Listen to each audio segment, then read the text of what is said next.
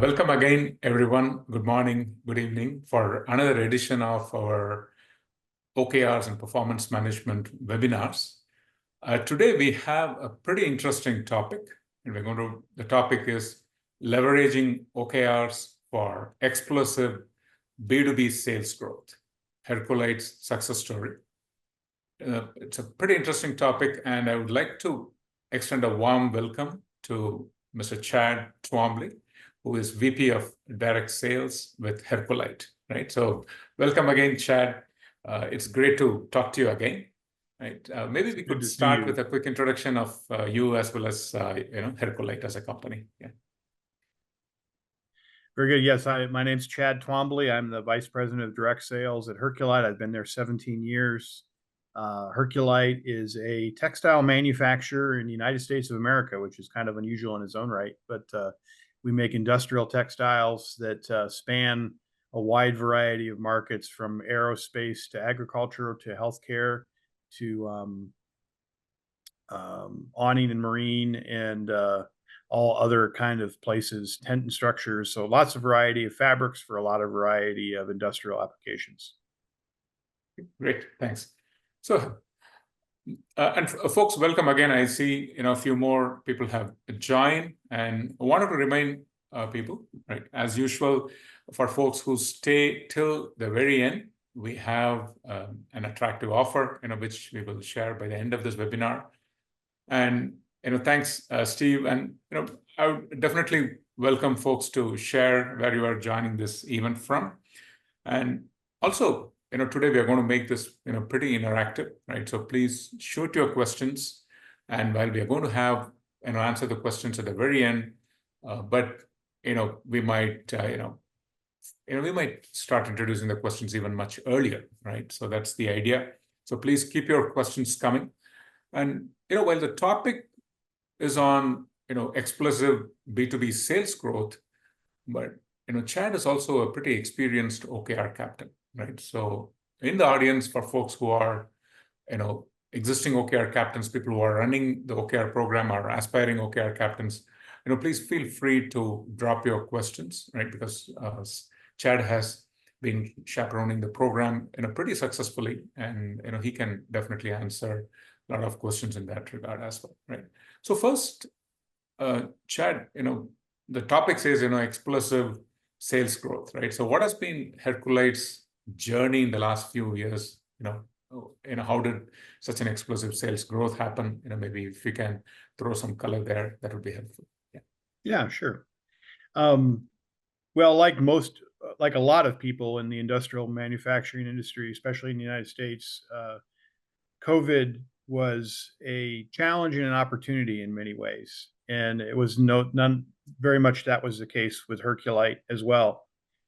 We make fabrics in the healthcare space we make a variety of antimicrobial fabrics, and that are used inside hospitals and inside nursing homes and things like that, as well as we make fabric for tents and structures that were definitely needed for COVID testing. So we needed to be, obviously COVID was a big surprise to all of us. None of us knew it was coming. Luckily, some of our objectives and key measurable results that we were able to establish prior to COVID were very helpful to us to be able to respond and pivot in a way that was very helpful. And I don't believe we would have been able to do that without objectives and key measurable results and the help of ProfitCo. But that said, we did see growth that was well above 20-25% for a couple of years there because of some of the demands that were required of us to support the needs of people, first responders in hospitals, in different circumstances around the United States, Canada, and Mexico in particular.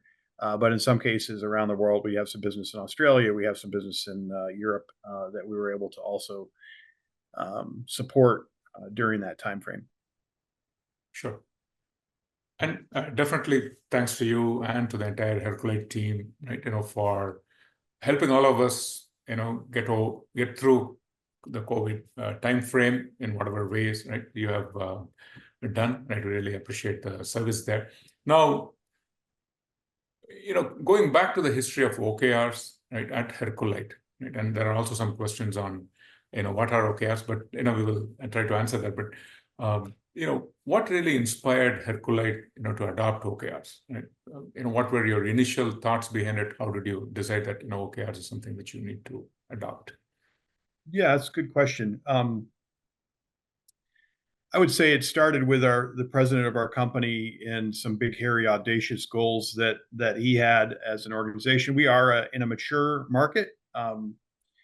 It is a product that, unlike a lot of information technology, our product sees typical growth rates of somewhere between 3 and 5% a year in its normal kind of course of business. So for us, one of the things was kind of breaking out of that mold. How do we think bigger? How do we create alignment within our organization so that we can achieve things that are bigger than what we do on a regular basis? So certainly a motivation. It started actually with the sales team, which I oversee, and it was how do we create a situation where an individual salesperson who might have responsibility over a region, who doesn't have access to everything that we do corporately because of the way that we're set up, how can we give visibility to that person of the role that they play within our organization to help us meet our objectives? And instead of giving them, insight into our entire CRM, we protect the information by region so that not any one individual has, full access of that. But we wanted to give visibility without giving full access, and so OKRs originally were a way to help people see what they do and how it relates to our goals and objectives in a larger force. We actually started OKRs in spreadsheets, objectives and key measurable results. I use the word measurable. I think that might be me, but I love the idea that they have to be measurable. So I remind my team often, and instead of it just being a key result, I call it a key measurable result. But so we started in spreadsheets specifically for my group that were, linked together, but independent of the kind of very, very rudimentary process. And then a few years ago, probably 2.5 years ago, Synthel, I think it was, we started to implement Profit Co specifically with the sales team to kind of up the game, get better alignment. But then after the sales success with OKRs, we started rolling it out into other aspects and areas of our business. Okay, got it. And that's awesome. Now, when you started with OKRs, and I think there's a question from Mark about what are OKRs. So Mark, OKRs expands as objectives and key results, and it's a pretty popular goal setting and execution framework, right? Used initially by Silicon Valley, now adopted across multiple industries and even in government and not-for-profits, right? We have a bunch of materials, and we'll be happy to share. Now, with this background, Chad, how did you ensure buy-in, both from your team as well as executives, right? I know your fellow executives. How did you get your buy-in from them as well as from your sales team?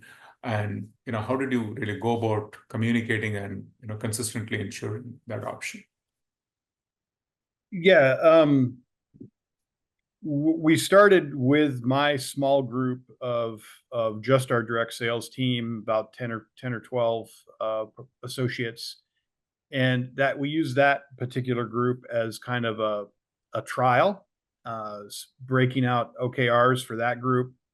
I think where things started to really resonate with our president was when he saw the success that group was having, not only success in achieving our objectives, but alignment of the entire group, of understanding where they fit into the bigger picture. I think that he realized that maybe this was something that we could look at together. We went through and read Andy Grove's book. Andy Grove's is what kind of has been determined to be the kind of the beginning of OKRs with Google. We read his book. One of the things that he says actually that I love, I read it regularly, is as a manager, all you can do to improve your team's performance is to motivate better and train better. And so the question was, how do we take what we want to accomplish and how do we motivate the team more effectively and train the team more effectively? And that's really where OKRs came from. But I will say that to get that organizational buy-in, it required for us, and I think for a lot of people, it requires a strong executive kind of endorsement and language that we started using. And thanks to our president, we started using it almost immediately in planning meetings and quarterly meetings and sales training meetings. We just started using the OKR vernacular almost immediately, so that everybody kind of knew this was here to stay and that this was what we were going to be working with, and tried to change the vocabulary right off the top. And that happened because of strong executive endorsements, I think. Yeah, there are a couple of marvelous nuggets right there, right? Number one, make sure, right, you show some success in some part of the organization, right? Because nothing motivates folks like success, right? And so you have a role model within the organization, and you are able to highlight that, to your executive sponsor, and then the executive sponsor communicates in the language of OKRs, right? Probably they do regular reviews, right, on OKRs, and automatically, when executives are reviewing, everybody, pretty much, adopts, right? So that's amazing. Now, here, Chad, can you share an example of an OKR, right, which really drove significant impact, and how it was achieved, right? Well, there's one thing about setting targets and another thing about achieving them, right? Can you give us an example, please? Yeah, absolutely. I'm looking at my notes here for a little bit, just so if you wonder why I'm looking away. Absolutely. I think probably the one that is probably most profound in the sales side is this. There's a term that's used in sales, it's overused in sales, called the pipeline. Mm-hmm. And I've been in sales for over 30 years now, and I've heard it. If I've heard it once, I've heard it 1,000 times. You have to keep your pipeline full. Well, yeah, what does that really mean in practicality? You sit in a sales meeting, you hear people say, "Yeah, we need to double our efforts, or we need to keep our pipeline full, or we need to work harder." And what OKRs had done, one of the OKRs that we created, was really trying to unpack for Herculite, what does keeping your pipeline full mean from a standpoint of prospecting, lead development? When does a lead become an opportunity? What action items are responsible for moving an opportunity through our unique process that we call discovery, so that we can, create an estimate or a quote and close business. And so the OKR process allowed us a format to say, okay, well, for us to be successful in closing this much business, which is a lagging indicator, what are the leading indicators that get us through the pipeline, so that when someone says we need to work harder at filling our pipeline, well, what does that mean? Do we need more prospects? Do we need to turn more prospects into leads? Do we need better marketing materials, so that when we get the prospect from a lead, that we now can move them more effectively through opportunities? And so creating definitions and not having it be so squishy allowed us to put people in the right spots and affect people's activities in a way that created, again, better alignment, but also more clarity as to what we wanted organizationally and what people needed to do to effectively accomplish what we wanted. Great, that's excellent. So clearly, while OKRs give you, the targets, right, in terms of numbers, right, but the work that you need to put in to achieve those numbers, right, as well as the clarity in terms of the specific goals, right, all of those are, pretty interesting examples on this, very idea of expanding the pipeline and what does expanding the pipeline mean, right? That's pretty insightful, right? Thank you very much.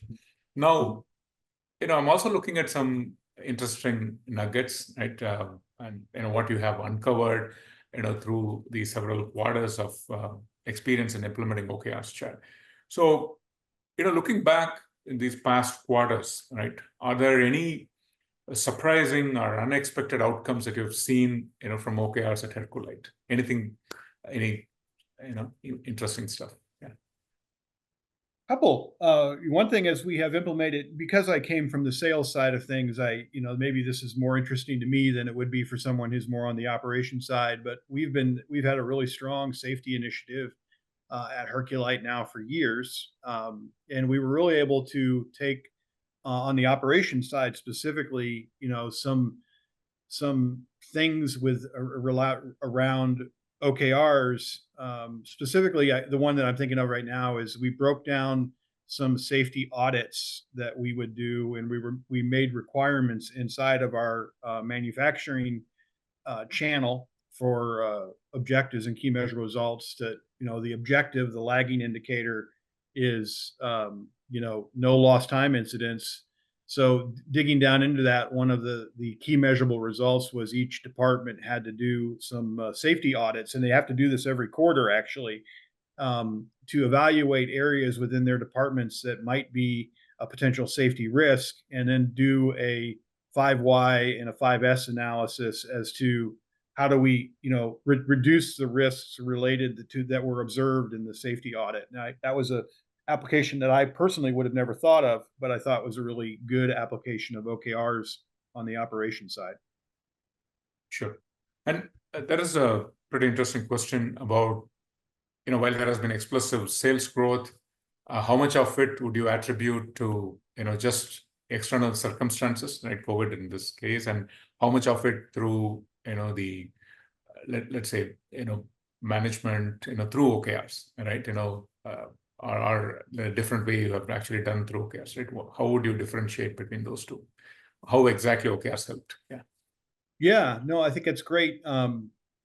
Certainly, one of the things that, and I think right now in a particularly slower U.S. economy than we were, in 2021, 2022 timeframe, because of the work that we did and some of the clarity on the sales side, and some of the clarity on pipeline, and some of the clarity on what the process is from beginning to end for the sales cycle and targets for different markets, we've continued to see sales growth in an environment where, a lot in our market maybe are seeing a decline in sales. So I think that is directly attributed to the discipline and the skill sets that I would apply to our OKR process.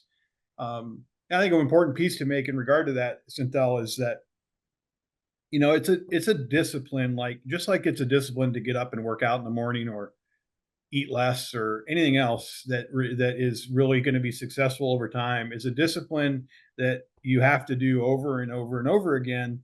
And that OKR model really gives us the platform to be disciplined about thinking about what are our key measurable results now, and are those key measurable results getting us the results that we want? And if they aren't, what do we need to tweak quarter by quarter or year by year to more effectively accomplish the objective that we're attempting to achieve organizationally, both on the short term and the long term?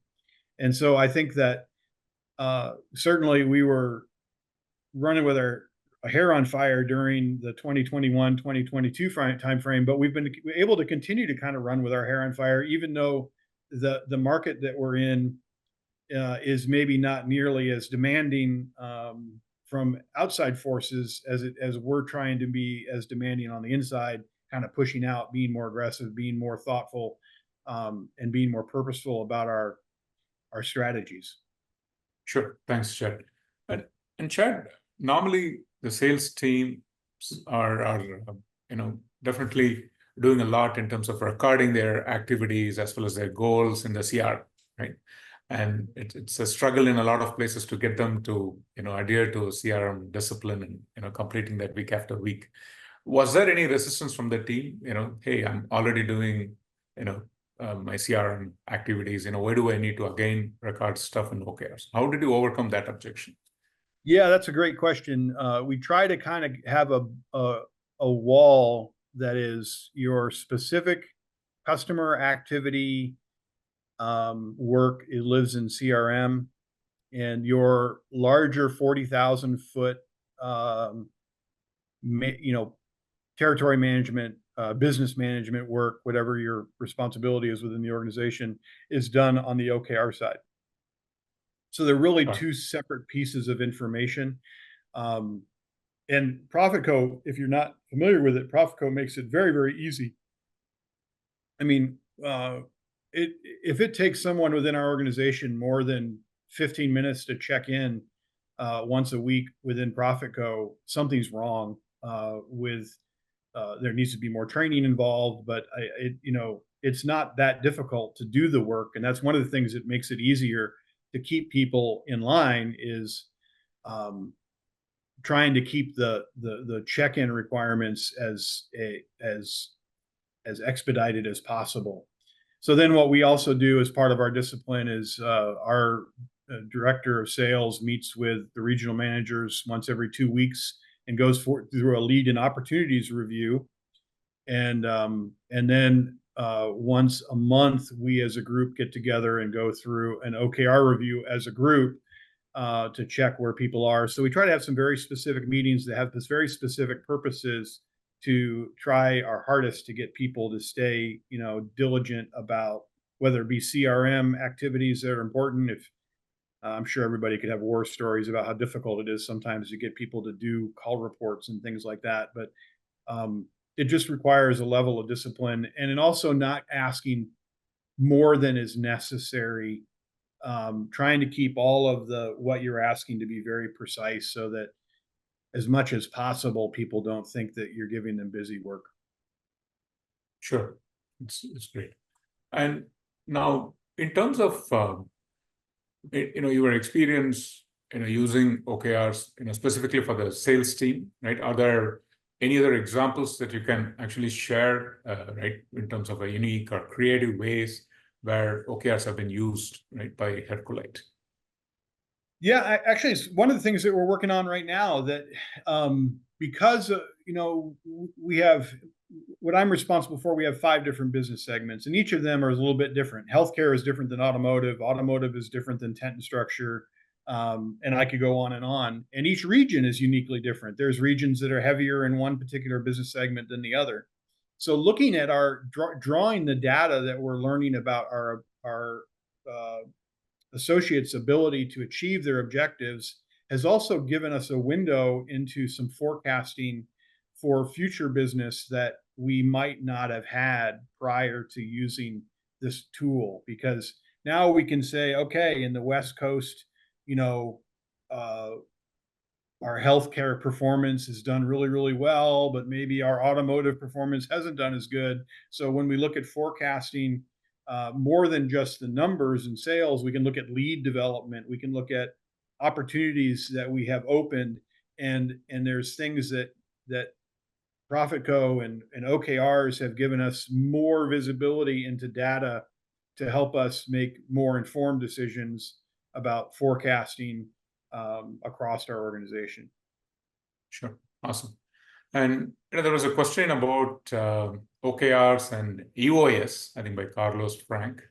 Right, Carlos, we have some good content published in the Profit.co website. Right, I've shared that. You can go through that, and obviously these are two competing framework, right? So OKRs and EOS. EOS, we have seen them primarily used in smaller organizations, not in very large enterprises, right, or even in medium-sized companies. Typically in smaller companies we use, but you can go through that content, which I've just shared.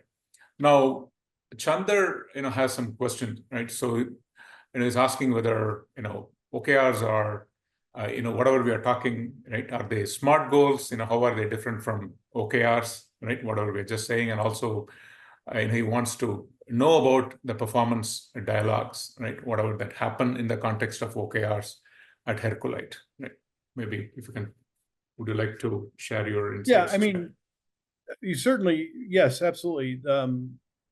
Objectives are how we use OKRs and how we've been trained through ProfitCo as well as other resources like Andy Grove's book. Is the objective is something that is large, and we have corporate objectives that are very, very large, like we have a long-term sales objective in our corporately that is a very aspirational goal. I think it's an important thing to make. Objectives should be very aspirational, And then the key measurable results are the performance work that we do quarterly to say, if this gets done, we believe that if we can achieve this key measurable result, that is putting us on the right track to achieve this objective. So the SMART goal side of it is kind of inside of the key measurable results and picking the right key measurables, which are different than KPIs. Sometimes we use a KPI as a key measurable result, but it might be a combination of KPIs that we're looking at, like our, how many prospects do we turn into leads? What's that ratio look like? Or how many leads do go into opportunities or something like that, going back to the pipeline analogy. What's our, so anyway, those are some examples of KPIs that we use, but that's the goal is to affect the key measurable result is what can we do to affect that KPI in a way that we feel puts us on the trajectory to achieve that objective.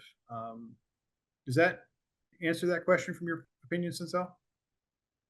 Yeah, probably a follow-up to that would be, as you are executing OKRs, right? And we have not come to that yet, but as you are executing OKRs, how often do you have performance-related conversations with people, right? People do the check-ins week after week, reporting their progress on OKRs, right? Yep. And do you have team reviews? Do you have one-on-one reviews, right? How does that happen? Yeah, that's a good question. So we have every Monday morning, we have a weekly meeting with our team where we look globally at our team. And I believe that other teams within our organization I know other teams within our organization are doing the same thing. But so that's the first thing that we do on a Monday morning. We have weekly a review of our objectives and key measurable results. We align that with action items, which I think is very, very important.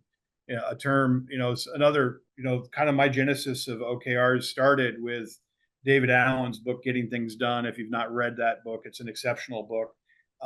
But you got to be able to clearly identify appropriate action items to get those key measurable results where you want them to be. So that's what we do on Monday mornings. Each individual on my team is responsible to give me their top 5 priority action items for the week. Obviously, they hopefully have a lot more than 5, but they have the 5 that are the highest priority for the week.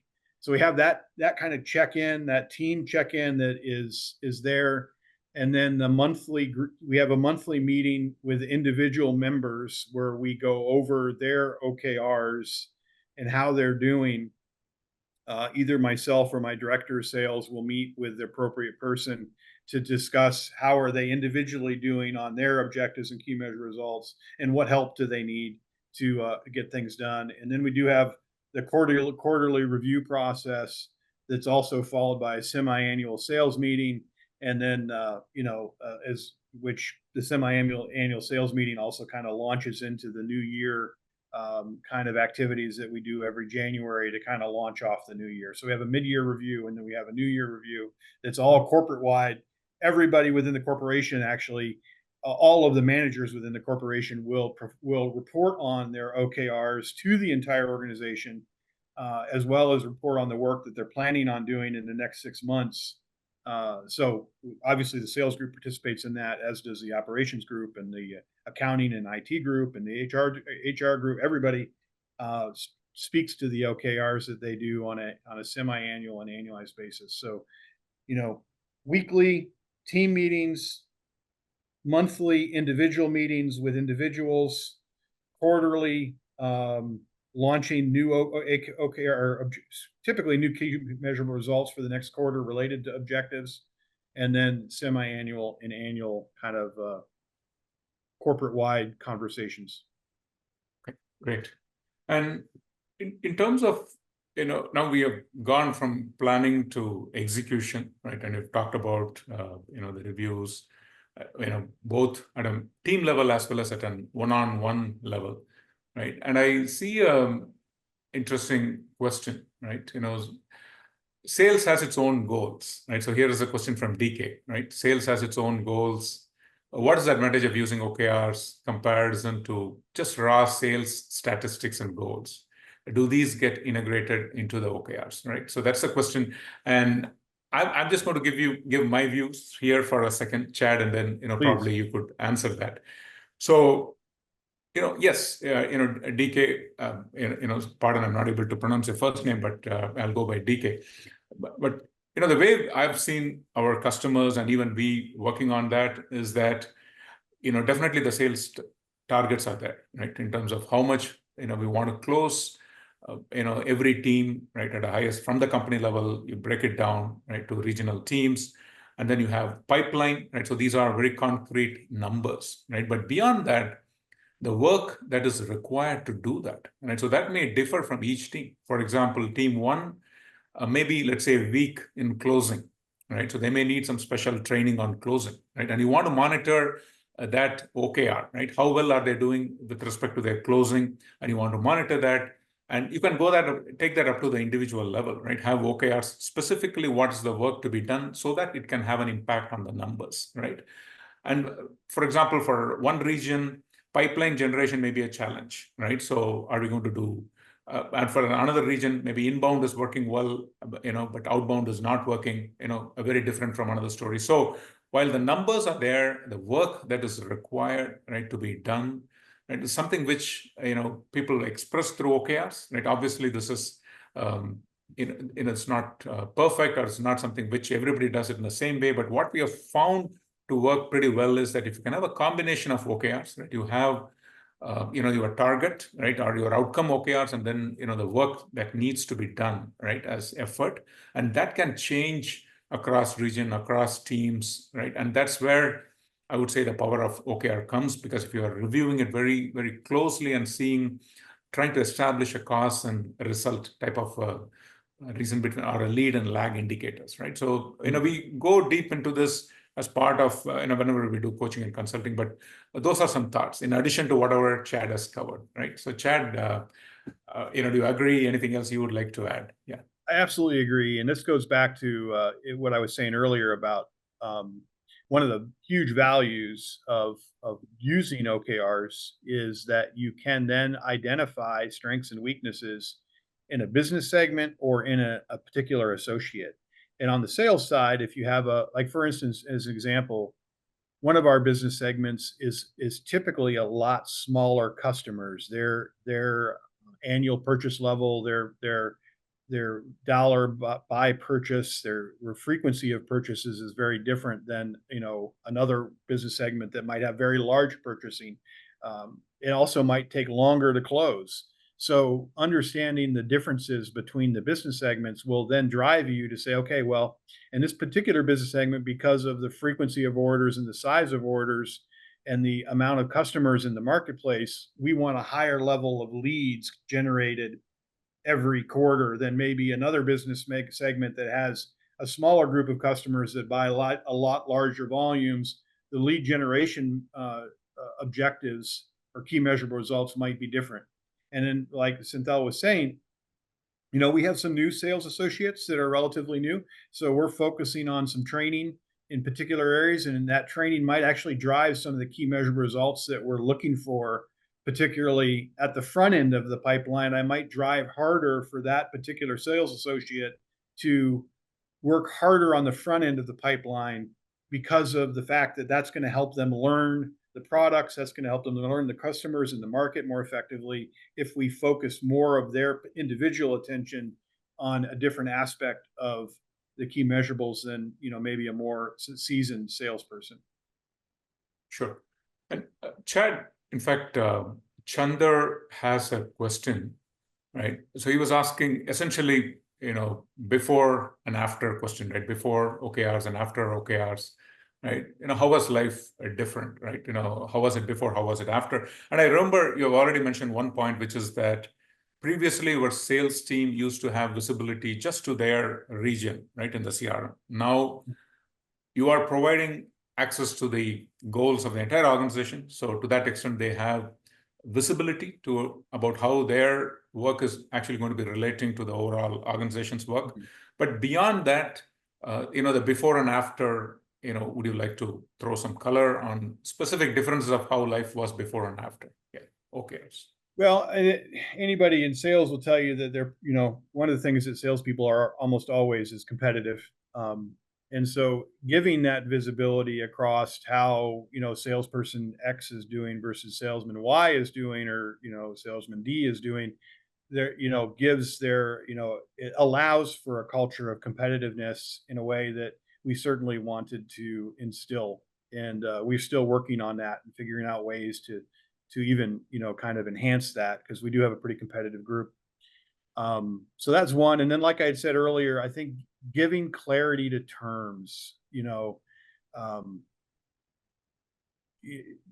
I don't like, you can sit in a sales meeting, and if for those of you that aren't salespeople and you've had to sit in a sales meetings, it can be exceptionally annoying to listen to salespeople talk about, we need to double our efforts. Well, what does double your efforts really mean? Mhm. We need, and creating some clarity to the measurements so that we get out of the salesman speak and into actual performance criterias, has been very helpful for us, uh, to clarify terms and to actually measure people's ability to accomplish those clarified terms.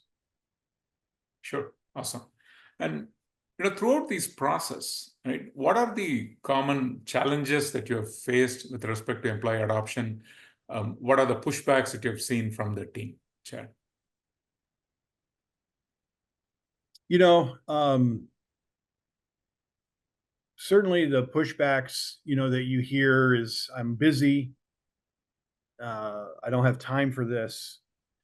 Um, and I think my response to that is, if you were 40% above your sales goals, I would agree that you don't have time for this, but you're not. So, these, one thing I tell our team a lot, matter of fact, I think I told somebody that this week, these are actually tools that we put in place to help you be more successful, because we really want you to be more successful.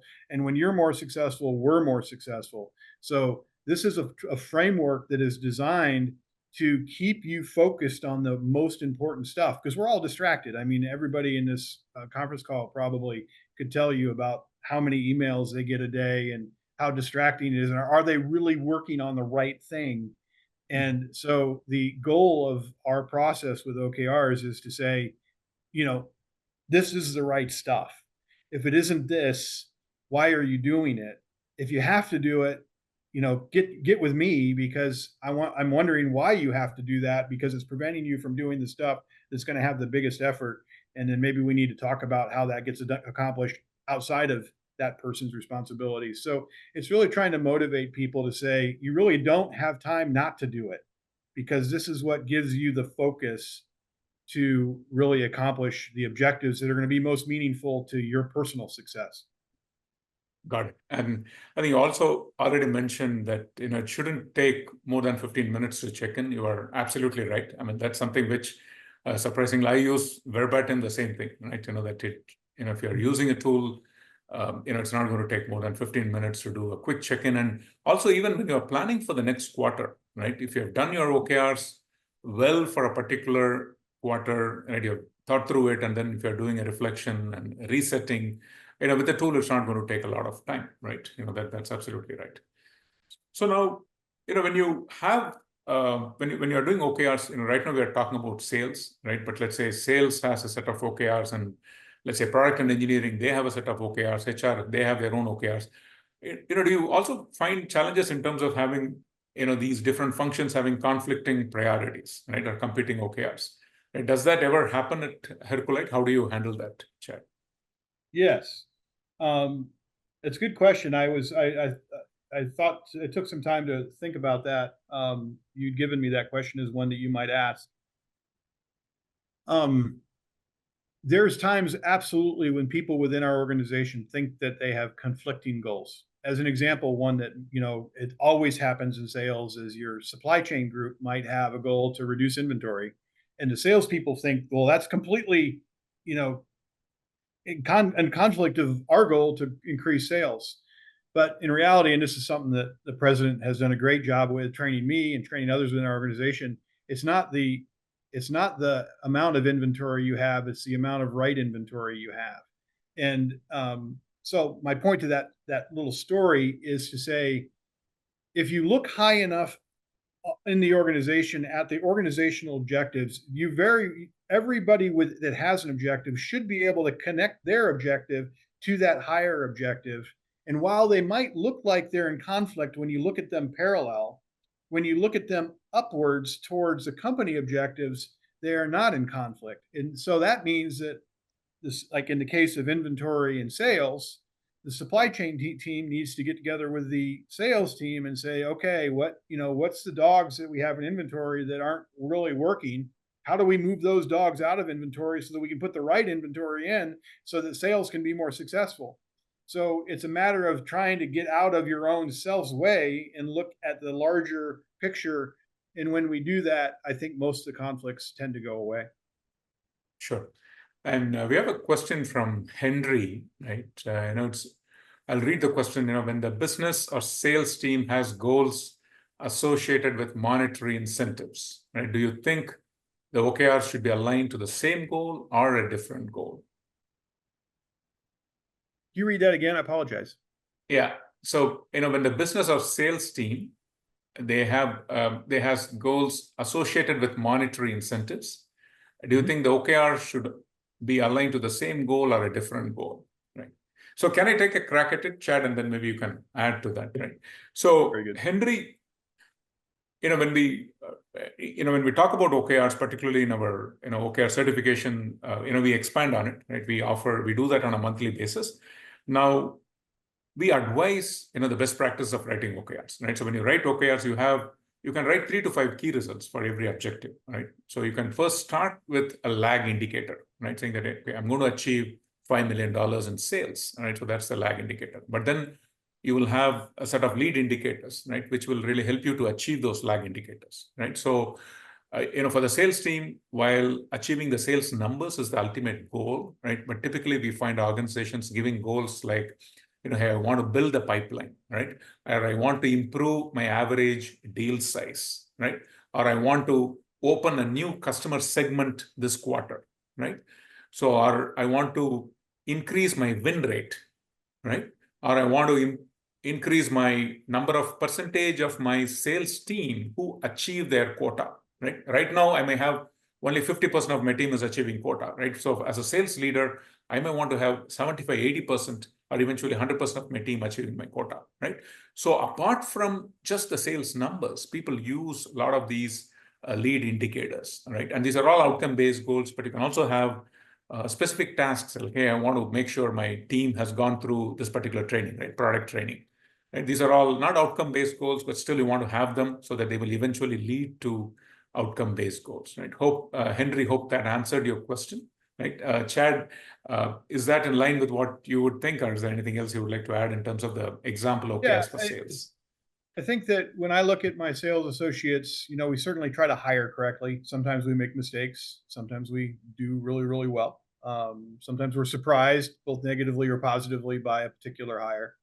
But there's 2 questions that I'm asked. I believe my boss trained me on this one: is do they have the will and do they have the knowledge? And OKRs will quickly clarify whether there is a deficiency if you have the right measurements within the pipeline. And then that determination needs to be made. Does that person need more training? Is there something here that they're missing? Do they need support? Do we need to have some people travel with them more often, or maybe some work with the marketing group? Those seeing people's performance levels on those OKRs gives us some identification of whether there's a deficiency or not, and then it allows us to figure out if it's a will issue or a knowledge issue. And we try to solve the knowledge issues, and you seldom can solve the will issues. So, sure, thanks.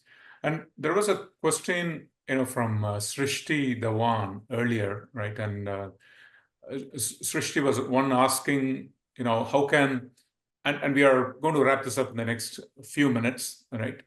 So how can early startups utilize, Profit.co for VC prospecting, right? So that was a question, right? Can early startups use, right? Chad, your thoughts in terms of, companies who are at very early stage, can they still use Profit.co or any OKR product, or even OKRs as a framework, or do you think it should be only for more mature companies? Oh man, yeah. My opinion is, and you would have a better Synthel. I'm excited to hear your answer to this, but let me say what I was going to say is I think the smaller the organization, the more powerful OKRs can be because you have less people doing more stuff, and the OKR process helps to isolate the most important stuff so that the people that are bombarded by all of the chaos can remember how to relieve themselves of the things that aren't really important and stay focused on the things that are going to have the biggest impact on their company's ability to be successful. Sure. So, Srishti, just to answer your question and to add to what Chad just mentioned, we have quite a few early stage startups that use OKRs and Profit.co. The reason is, pretty much this was born in, OKRs were born in Silicon Valley, and the VCs are pretty used to seeing their funded companies using OKRs, right? So it definitely sends a very strong signal, that you really plan and execute in a very intentional way, right? And also you take this whole idea of goals and executing across the organization pretty seriously. And we have seen a lot of people at a very early stage using OKRs for, let's say, finding the product market fit, right? That's the most important goal for you as an early stage startup, right? And if you are able to show your VC that, yes, I'm indeed using OKRs, it makes a lot of, it definitely gives a good impact, right? And another question from Shrishti was, hey, okay, we have bought on the topic of OKRs, and this is probably our final question, is that, how do we, why do we need a tool like, let's say, Profit.co, right? Why can't I use spreadsheets? Can I just use spreadsheets or a Word document to track my OKRs, right? So any thoughts from your side? You absolutely can. We used spreadsheets in the beginning for the first year with our direct sales group.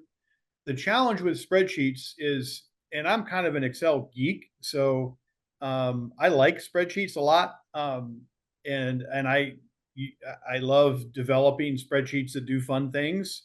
But the challenge with spreadsheets over time is it becomes difficult to create the alignment and visibility and firewalls that you want within the spreadsheet format, the Excel format, the Google format, whatever one you're using. So yes, you can, and it's obviously it's free, which is great, especially for a startup. And there are some tools out there that will help you do that. But there's going to be a point when it gets more complicated and you want more visibility across an organization, and you're going to want that to be more readily available, online to more people while still having some levels of protection. That the complexity is going to outpace most people's abilities to use, Excel or Google's option of that. Sure.